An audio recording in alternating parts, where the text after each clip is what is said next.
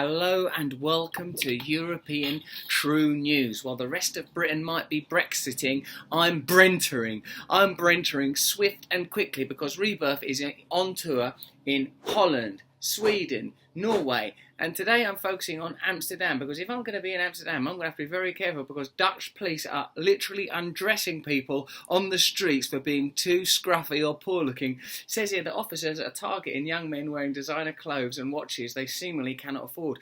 And I know I've let this beard get out of control. People keep telling me your beard's out of control, but by jingo, for an Englishman, those are incredible teeth. I'm going to have to shape up to be in Holland. It's funny because we think of Holland as being sort of a very liberal place. Yeah, sure, have a little sex, smoke a little hash. Police in the Dutch city of Rotterdam have launched a new pilot program which will see them confiscating expensive clothing and jewellery from young people if they look too poor to own them.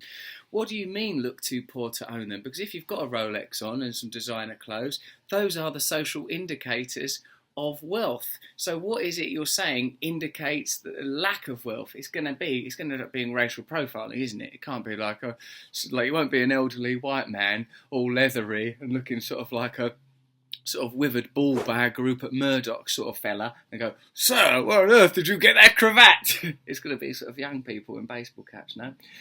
Officers say the scheme will see them target younger men in designer clothes that they seem unlikely to be able to afford legally. This is sort of broadly known as like dog whistle racism, isn't it? The Ronald Reagan campaign was masterful in this, referring to crime continually in a way that encoded "we mean black people" when we say crime.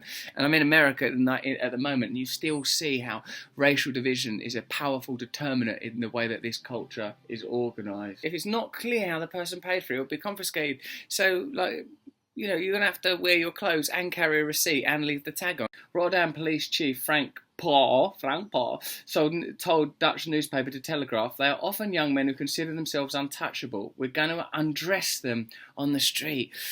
You know, I think it's widely understood in the United States of America and across Europe now, there's a resurgent sort of sense of ethno-nationalism and right-wing policies. From Charlottesville to Seattle to Houston, white nationalist rallies and protests are popping up all over the country more frequently.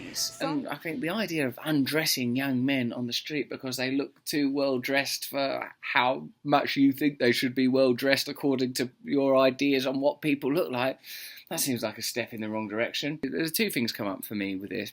Economic inequality, obviously, but also racial profiling. Like, if you have a culture that runs on consumer values, where certain objects are fetishized, where the idea that if you acquire objects, you'll feel happier, like my delightful iPhone or this sort of Apple computer, they do make me feel a little bit happier, I suppose, but not everybody can afford these kind of privileges. It will create a sort of a social deficit and a necessary tension, and that tension is often occupied by crime.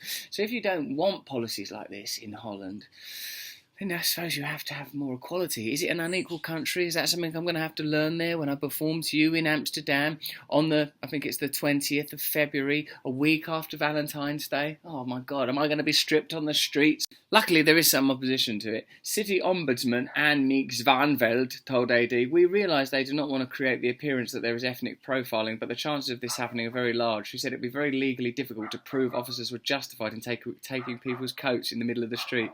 It's not forbidden to walk around in the street. In addition, it's often unclear how such a piece of clothing is paid for and how old it is. Jer Schalvik, a spokesman for national anti-profiling organisation Control Alt Delete, believes the policy is against a previous promise by police not to target people who look like typical criminals.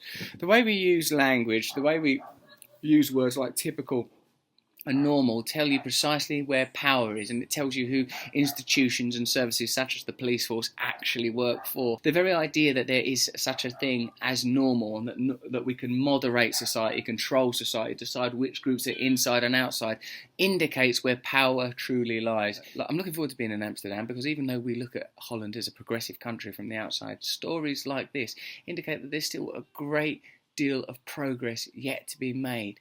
And you know what I think? You know what I basically think, that we should start abolishing centralised governments, get rid of monarchies, start living in much, much smaller communities where people can have direct democracy and direct purchase. And if you want to wear expensive jackets, then you can sort of possibly afford one. And if you find one by sort of illegitimate means, you can't start judging people not only are we judging people by the colour of their skin now, we're judging them by the colour of their jacket, crossed with the colour of their skin. Come on, Holland. We've got a lot to learn. Come and see me do Rebirth. We'll talk more and more about I'll stick my oar in your national, in matters of your national interest, and we'll have a good laugh together. Thank you very much. Mwah.